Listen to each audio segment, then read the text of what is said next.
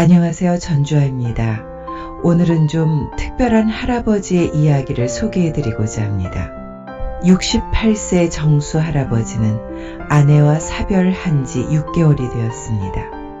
그러나 그 이후에도 다른 홀로 된 노인들과 달리 무너지지 않고 일상을 잘 유지하고 있습니다. 정수 할아버지의 어떤 경험들이 정수 할아버지를 이렇게 단단하고 지혜로운 사람으로 만들었는지 지금부터 함께 들어보시죠. 정수는 아침 7시에 눈을 떴다. 옆자리는 비어 있었다. 이미 6개월째 비어 있는 자리였지만 여전히 손이 먼저 그쪽으로 향했다가 허공을 짚었다. 아, 맞다. 그는 작은 한숨을 내쉬며 일어났다. 처음 몇 주는 이 순간이 가장 힘들었다. 현실이 다시 밀려오는 순간. 하지만 이제는 그저 하루의 시작일 뿐이었다. 세면을 마치고 부엌으로 향했다. 냉장고에서 달걀 2개와 우유를 꺼냈다. 토스트 한 장과 함께 간단한 아침을 준비했다. 예전에는 아내가 늘 혼자 먹는 밥이 무슨 맛이겠어 하며 걱정했었는데 정작 혼자가 되고 보니 그렇지 않았다. 정수는 젊은 시절부터 이상한 취미가 있었다. 혼자 밥 먹기, 혼자 산책하기, 혼자 영화 보기.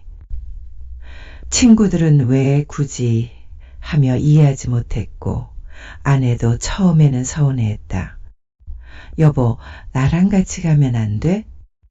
당신과 함께하는 시간도 소중하지만 가끔은 나 혼자만의 시간도 필요해요. 그래야 당신에게 더 좋은 남편이 될 수 있을 것 같아서요. 아내는 그때 이해하지 못하는 표정이었지만 시간이 지나면서 점점 받아들였다. 오히려 나중에는 당신 혼자만의 시간 가져. 나도 친구들이랑 시간 보내게 하며 서로의 개인적인 공간을 인정해주게 되었다. 그 습관은 40년 넘게 이어졌다. 매주 토요일 오전에는 혼자 동네를 한 바퀴 돌았다. 한 달에 한 번은 혼자 영화관에 갔다. 아내가 좋아하지 않는 액션 영화나 다큐멘터리를 주로 봤다. 가끔은 혼자 작은 식당에서 국밥 한 그릇을 먹으며 사람들을 관찰하기도 했다. 아빠, 왜 혼자 그런 걸 하세요? 심심하지 않아요? 결혼한 아들이 한 번 물어본 적이 있었다. 심심하지 않아. 오히려 내 생각을 정리할 수 있는 소중한 시간이야. 그리고 말이야. 정수는 잠시 말을 멈췄다가 이어갔다. 사람은 누구와 살아도 결국 혼자인 순간들이 있어. 그때를 위한 연습이기도 해. 아들은 그때 무슨 말인지 잘 모르겠다는 표정이었다. 아침을 먹고 나서 정수는 운동화를 신었다. 오늘도 동네 한 바퀴를 돌 시간이었다. 예전에는 아내가 조심해서 다녀와라고 했지만 이제는 그 인사도 없었다.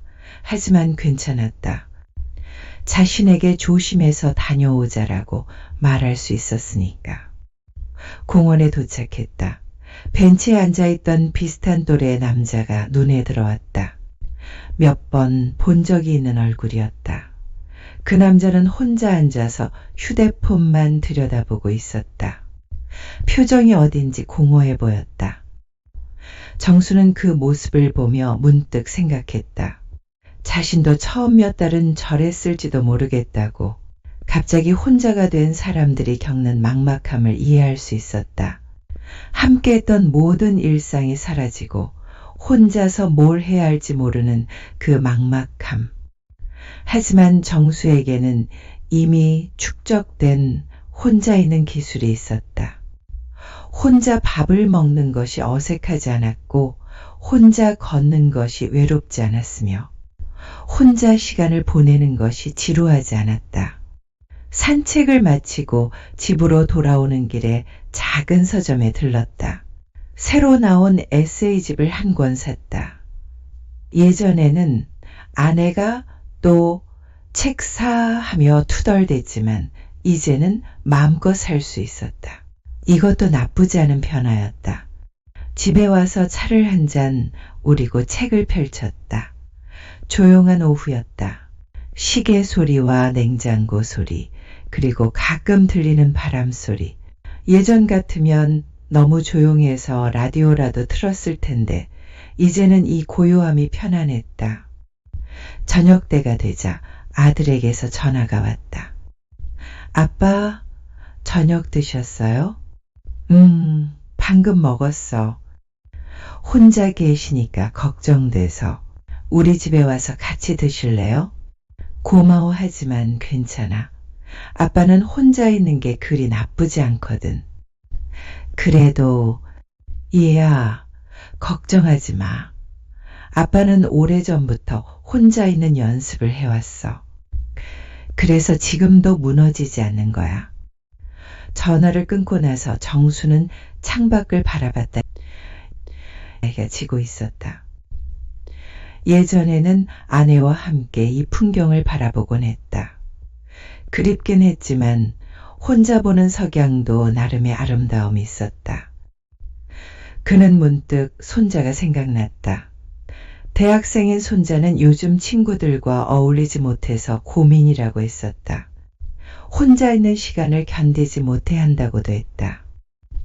정수는 휴대폰을 들어 손자에게 메시지를 보냈다. 진우야, 할아버지야. 시간 있을 때 할아버지 집에 놀러와. 할아버지가 해주고 싶은 얘기가 있어. 며칠 후 손자가 왔다. 여전히 어딘지 우울해 보이는 표정이었다. 할아버지, 저 요즘 너무 외로워요. 친구들은 다 바쁘고 혼자 있으면 이상한 생각만 들어요. 정수는 손자를 부엌으로 데려갔다. 진우야, 할아버지랑 같이 저녁 만들어 보자. 할아버지가 요리를 해요? 응, 혼자 살려면 이런 것도 할 줄 알아야 해.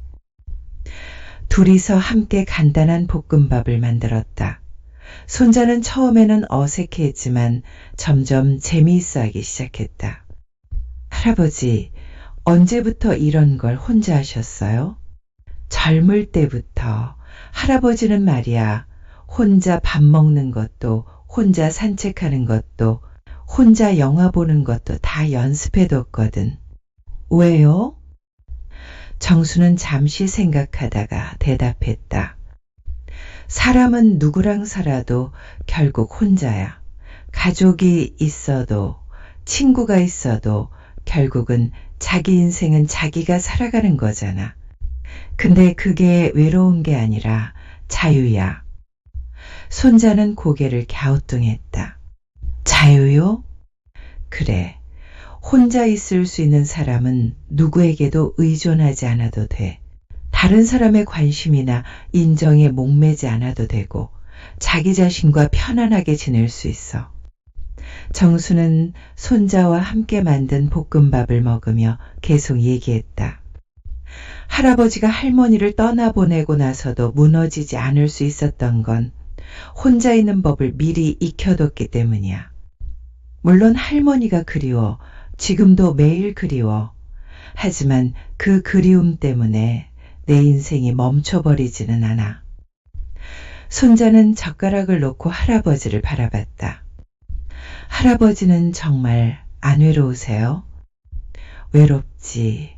가끔은. 하지만 외로움이랑 혼자 있는 건 달라. 외로움은 누군가를 간절히 원하는 마음이고 혼자 있는 건 그냥 나와 함께 있는 거야. 정수는 잠시 말을 멈췄다가 이어갔다. 진우야, 너도 혼자 있는 연습을 해봐. 처음에는 어색할 거야.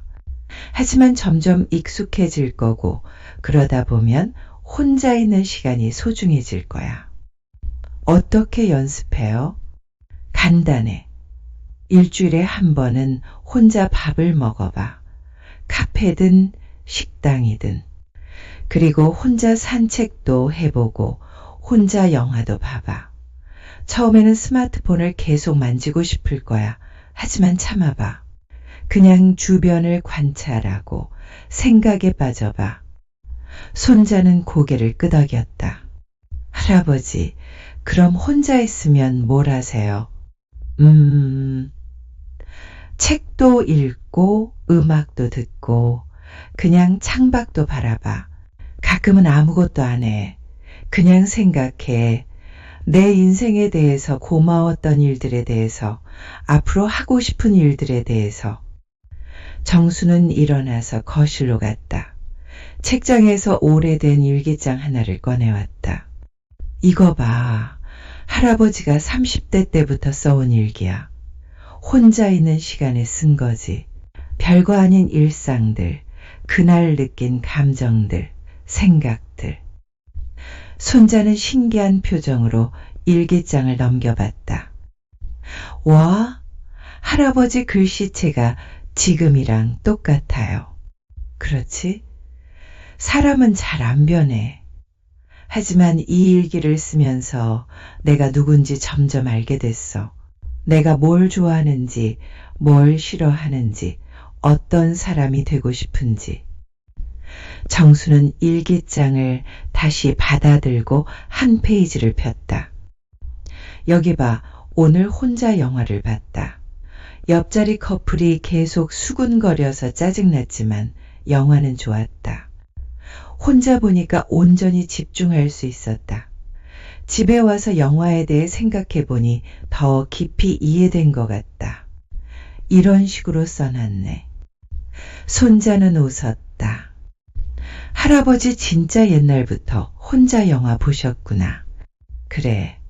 그때도 사람들은 이상하게 봤어. 왜 혼자 가냐, 같이 갈 사람도 없냐, 그런 식으로. 하지만 난 그게 좋았어.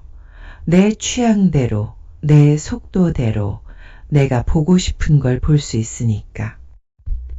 정수는 일기장을 덮고 손자를 바라봤다. 진우야, 혼자 있는 시간을 무서워하지 마. 그 시간이 너를 더 단단하게 만들어줄 거야. 그리고 언젠가 정말로 혼자가 되어야 하는 순간이 올 때 당황하지 않을 수 있을 거야. 할아버지처럼요? 그래, 할아버지처럼. 그날 밤 손자는 할아버지 집에서 잠을 잤다. 다음날 아침 함께 산책을 나갔다. 할아버지 이렇게 걸으니까 기분이 다르네요. 평소에는 음악을 들으면서 걷는데 오늘은 그냥 걸으니까 새 소리도 들리고 바람 소리도 들려요. 그렇지? 혼자 걷는 산책의 매력이야. 아무 생각 없이 걸을 수도 있고 깊게 생각할 수도 있고. 할아버지, 저도 이제 혼자 하는 것들을 연습해 볼게요. 좋아. 하지만 억지로 하려고 하지는 마. 자연스럽게 조금씩. 손자가 돌아간 후 정수는 혼자 차를 마시며 생각했다. 젊었을 때 시작한 작은 습관이 이렇게 큰 힘이 될 줄은 몰랐었다. 그때는 그냥 내성적인 성격 탓이라고 생각했는데 지금 돌이켜보니 그게 아니었다. 혼자 있는 법을 아는 것. 그것은 단순히 외로움을 견디는 기술이 아니었다. 자기 자신과 친해지는 방법이었고 내면의 소리에 귀 기울이는 연습이었으며 타인에게 의존하지 않고도 행복할 수 있는 능력이었다. 며칠 후 아들이 전화를 걸어왔다. 아버지, 진우 얘기 들었어요. 요즘 혼자 카페에 가고 혼자 산책도 한다면서요. 아버지가 뭔가 말씀해 주셨나 봐요. 별말 안 했어. 그냥 혼자 있는 것도 나쁘지 않다고 연습해 두면 좋다고 했을 뿐이야. 아버지는 정말 대단하세요. 어머니 돌아가시고 나서도 이렇게 잘 지내시고 잘 지내는 게 아니야. 그냥 견디는 거지. 하지만 미리 연습해뒀기 때문에 견딜 수 있는 거야. 전화를 끊고 정수는 다시 창밖을 바라봤다. 오늘도 석양이 아름다웠다. 혼자 보는 석양이었지만 그 아름다움은 결코 줄어들지 않았다. 그는 문득 아내가 했던 말이 생각났다. 여보, 당신은 참 신기한 사람이에요. 혼자 있어도 외롭지 않아 보여. 그때 정수가 답했었다. 외롭지 않은 게 아니라 외로움과 친해진 거예요. 외로움도 나의 일부니까. 이제 그 말의 의미를 더 깊이 이해할 수 있었다. 혼자 있는 시간은 외로움을 피하는 게 아니라 외로움을 받아들이는 시간이었다. 그 외로움을 통해 자기의 자신을 더 깊이 알아가는 시간이었다. 정수는 일어나서 부엌으로 갔다. 내일은 손자와 함께 요리를 해보기로 약속했었다. 이번에는 좀 더 복잡한 음식에 도전해 볼 생각이었다. 혼자 사는 법을 가르쳐 주는 것. 그것이 손자에게 줄 수 있는 가장 소중한 선물일지도 모르겠다고 생각했다. 언젠가 손자도 혼자가 되는 순간이 올 테고, 그때 당황하지 않고, 무너지지 않고, 자신만의 방식으로 삶을 이어갈 수 있기를 바랐다. 그날 밤 정수는 오랜만에 일기를 썼다.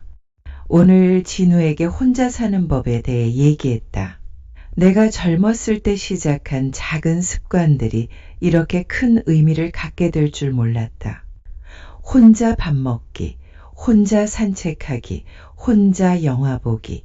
그때는 그냥 내 성격이라고 생각했는데 지금 보니 그게 가장 소중한 연습이었구나. 사람은 결국 혼자다. 하지만 그게 슬픈 일만은 아니다. 혼자 있을 수 있는 사람은 누구와 있어도 온전할 수 있다. 타인의 관심에 목매지 않아도 되고 외로움을 두려워하지 않아도 된다. 진우가 이 이야기를 이해할 수 있을까? 아직은 어려울 수도 있겠지만 언젠가는 알게 될 것이다. 혼자 있는 시간이 얼마나 소중한지를. 정수는 펜을 놓고 창밖을 바라봤다. 밤이 깊어가고 있었다. 조용한 밤이었다. 하지만 그 조용함 속에서 정수는 평온함을 느꼈다. 혼자라는 것, 그것은 버림받은 게 아니라 온전해진 것이었다. 그리고 그 온전함을 미리 연습해 둔 것이야말로 인생의 가장 현명한 준비였다는 생각이 들었다. 정수는 미소를 지으며 불을 껐다. 내일도 좋은 하루가 될 것 같았다. 혼자이지만 외롭지 않은 그런 하루가. 정수 할아버지는 젊었을 때부터 혼자 있는 법을 미리 연습해 두어 인생의 큰 상실 앞에서도 무너지지 않는 단단함을 보여주며 손자에게 삶의 본질적 진리를 전해주는 지혜로움을 가진 인물입니다. 혼자 있는 법을 아는 것은 단순히 외로움을 견디는 기술이 아니라 자기 자신과 친해지는 방법이며 타인에게 의존하지 않고도 행복할 수 있는 능력입니다.